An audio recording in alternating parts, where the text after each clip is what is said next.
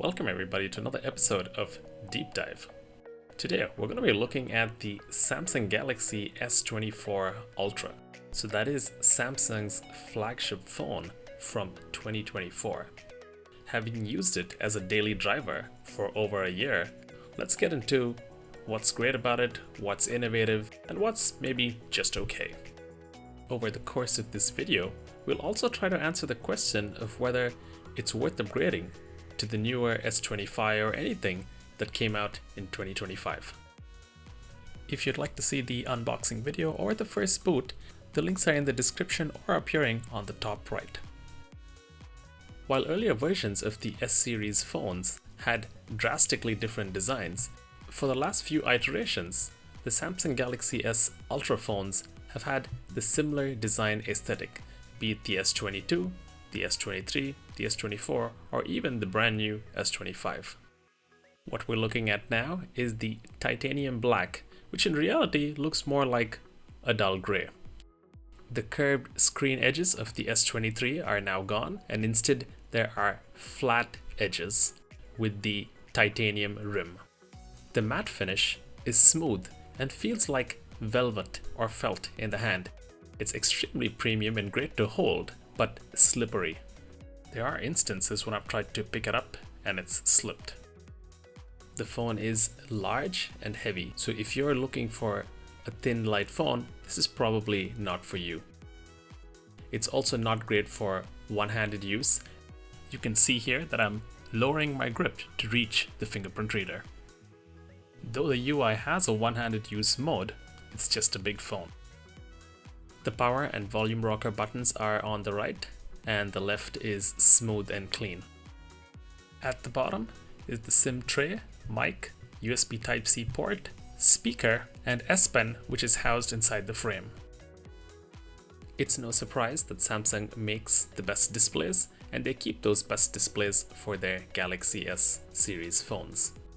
The S24 Ultra has a 6.7-inch Super AMOLED display with a peak brightness of 25,000 nits. What this means is vibrant colors even if you are outdoors in the sun. The bezels are minimal, and the screen does have a variable refresh rate, which means that it can drop the refresh rate based on the use case. It supports a resolution of 1440p and does support HDR10+ video for high dynamic range. All of this essentially contributes to a beautiful viewing experience, and given that this is something you're going to be doing a lot, essentially looking at your phone, it helps that it's a great screen. Whether it's content consumption, media, or just day-to-day use, everything looks gorgeous. It's no surprise that even Apple buys their iPhone screens from Samsung. As expected with a flagship phone, specs are pretty much top of the line. Simply put, the phone is blistering fast. But rather than talking through them, let's instead look at the user experience and those features that contribute most to them. The extremely fast UFS 4.0 file storage makes a difference everywhere, be it file installations, opening attachments, or just day-to-day use. And this is extremely noticeable when receiving large files, copying large files, and even day-to-day use where there is a lot of data being written to, especially app installs and app updates. Samsung has worked on their software UI to make it seem more fluid and snappy, and this combined with the top-tier hardware and the high refresh screen makes for a truly snappy, fluid experience. Upgrading from flagship, which was a few years old, the difference was night and day. Everything was just butter smooth. Even the usual culprits, like waking up from idle state or installation of large apps, are a breeze. The haptics also seem to be pretty spot on. With many past phones, I usually tend to keep the haptics off, either because they haven't felt so good or it's just an unnecessary drain on battery. But thanks to the good battery life and great haptics, which operates with total finesse, the daily use experience and typing are just superb. I already alluded to good battery life, and while the specs on paper don't seem extraordinary, in actual day-to-day use, it has been pretty extraordinary. Even when traveling, which means being out for the whole day and shooting a bunch of photographs and video, the phone has pretty much lasted all day. And when it comes to light use, there have been several days when it's the end of the day and I still have 60% of battery left. On screen now is the charge matrix, which was taken in the first quarter of using the phone. After 18 months, the phone does drain faster, but it's nothing alarming or out of the ordinary. Add to that, there are some pretty cool battery settings which can help prolong the life of your battery. The S24 series launched with Android 14 and One UI 6.1 and has since received an upgrade to Android 15 with One UI 7. Samsung has done a great job with the look and feel of One UI. The S24 series was also the launchpad for most of the innovative AI features which have now become the buzzword in the mobile phone industry. Pretty much every manufacturer is talking about AI. While many of the features and how it's going to be charged in the future are questionable, there were some standout features to talk about. Circle to Search is in fact one of them, and though it's essentially a Google feature, this was implemented in a big way with the S24 series launch, and this is something that I actually use quite regularly and find to be extremely beneficial. Being able to translate various pieces of text or look up things in the environment around me or in on-screen feeds is quick, time-saving, and a convenience of life feature which is nice to see, and this for me is innovation. The translation features are also extremely useful. I do regularly use the SMS translation feature, which is great to interact with or respond to people who are essentially using a different language.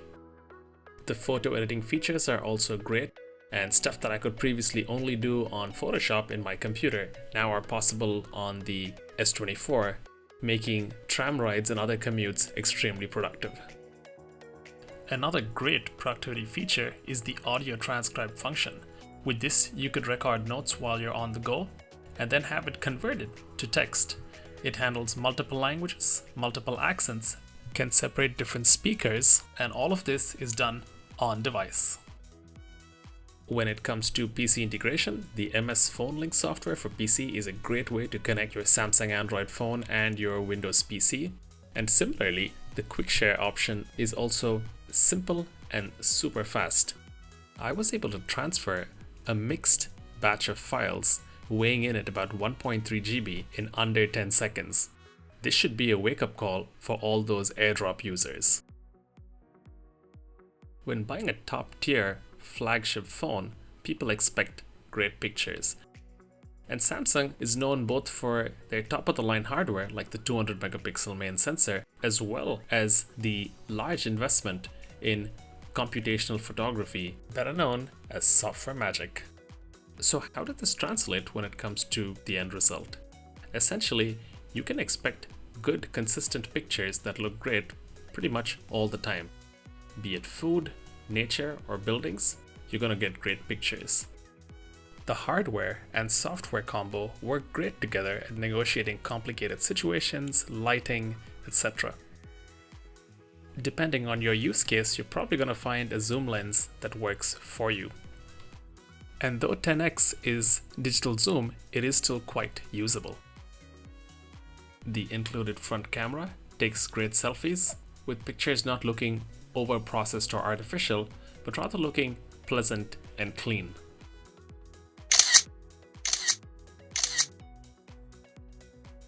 And finally, coming to the video experience, it is extremely polished and superb. The stabilization works great, and be it indoor, outdoor, or people subjects, you're pretty much always left with great results. So as you can tell from my overall notes, my impression with the S24 Ultra has been extremely positive. It's an excellent phone, a true jack of all trades, leaving very little to be desired. And this is essentially what I would like with a mobile phone experience. Coming to innovation, The mobile phone industry has largely plateaued and there's very little in terms of great innovation that has happened in the recent years. But that said, the S24 series, thanks to the AI chops powered by Google, has been able to create a unique value proposition which brings features and conveniences to users which were otherwise unavailable. Small, ease-of-life features are literally what convenience is about, and the S24 series has been able to do justice on this front. It should also come as no surprise that the S24 series was the best-selling Android phone of 2024, and that several others picked it as the phone of the year, including MKBHD. Is it an expensive device? Absolutely. At the time of release, it was in fact the most expensive smartphone on the market, even trumping the iPhone Pro Max. So would I recommend it then? The answer is pretty simple. If you have the money, are looking for a flagship phone, and want something that pretty much checks all the boxes and results in a great day-to-day mobile phone usage experience, you just cannot go wrong with the S24 Ultra. Using it has been a pleasure like no other. The phone is reliable, be it battery life or great pictures, and does what it's supposed to with ease. Has it made my life easier? Yes, it has. In fact, it's so good that there's hardly any reason to upgrade.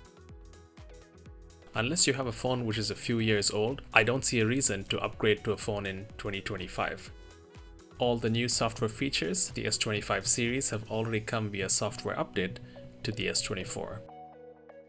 Hopefully that gives you a good idea of what to expect with the S24 Ultra. If you have any questions, feel free to leave them in the comments and I will get back to you. If you haven't already, do subscribe to the channel. Comprehensive reviews like this one take months of research and several hours of editing, so your support would be much appreciated.